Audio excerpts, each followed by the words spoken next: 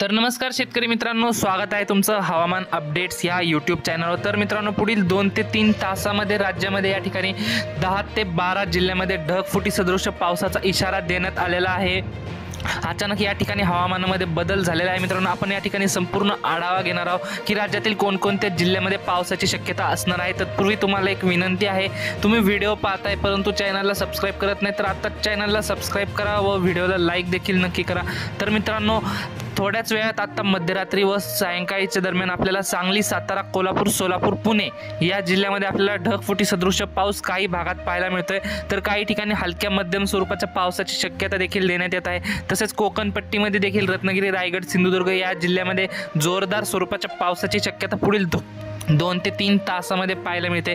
तसेच मित्रांनो, अहमदनगर, बीड, लातूर, धाराशिव या जिल्ह्यामध्ये मध्यम ते जोरदार स्वरूपाचा पाऊस पुढील 2 तासात पाहायला मिळतो। या ठिकाणी बघू शकता, धाराशिव, तुळजापूर, कळंब, वैराग, बार्शी या भागामध्ये आपल्याला जोरदार स्वरूपाच्या पावसाची शक्यता पाहायला मिळते। तर लातूर जिल्ह्यामध्ये देखील मध्यम ते जोरदार स्वरूपाच्या पावसाची शक्यता थोड्याच वेळात आपल्याला पाहायला मिळते पुढील 3 ते 4 तासामध्ये व मध्यरात्री। तसंच विदर्भाचा विचार जर केला तर विदर्भामध्ये यवतमाळ, नाशिक, चंद्रपूर या जिल्ह्यामध्ये हलक्या मध्यम स्वरूपाच्या पावसाची शक्यता आहे। तर काही ठिकाणी जोरदार पावसाची शक्यता आहे।